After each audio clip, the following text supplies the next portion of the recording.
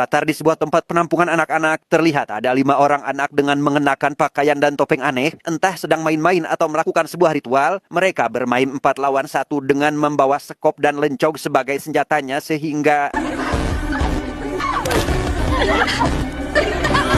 entah siapa yang jahat dan siapa yang baik. Satu dari mereka yang berbadan paling besar terlihat menunggu sambil memegang lencong di tangannya, yang ketika ada salah satu anak yang mendekatinya, ia pun langsung menancapkan lencong itu pada si anak. Dan inilah Savage Flower. Dan kisah akan berfokus pada seorang anak gadis bernama Rose. Saat ini ia baru saja sampai di sebuah rumah penampungan para yatim piatu agar tidak meninggal di jalanan. Karena memang saat ini dunia sedang dihebohkan dengan wabah penyakit mematikan. Dan anak-anak yang berada di jalanan besar kemungkinan akan dihabisi langsung oleh para aparat karena mereka dianggap sebagai pembawa sumber penyakit. Now if you could just remove your clothes and put them in the bin. Di rumah, Rose disambut oleh sang pemilik bernama Lucy. Setelah mengganti pakaiannya dengan jubah yang sudah disiapkan di dalam rumah, di sana Rose dibawa berkeliling sembari menjelaskan beberapa jadwal dan aturan yang harus dipatuhi. Meski Rose bebas berkeliling rumah, namun satu hal yang tidak boleh Rose langgar adalah tidak boleh pergi ke area kebun apapun yang terjadi. You'll have 4 new friends, and yours is just 1 floor up.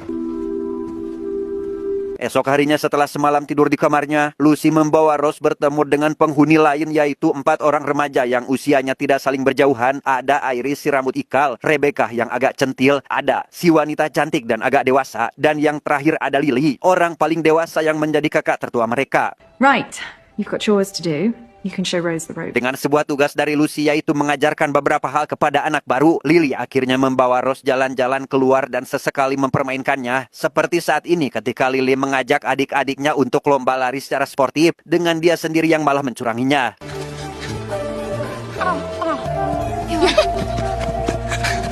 I was trying to help you. It was a joke.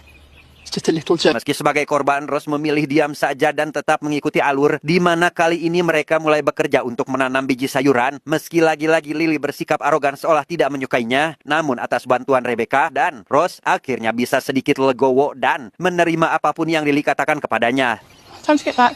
Come on, city girl. Sebelum Rose datang ke meja makan, Lily bercerita kepada anak lain betapa dia tidak menyukai anak baru tersebut. Namun setelah orang yang dibicarakannya datang, Lily berubah 180 derajat seolah ia tidak memiliki kedengkian terhadap Rose.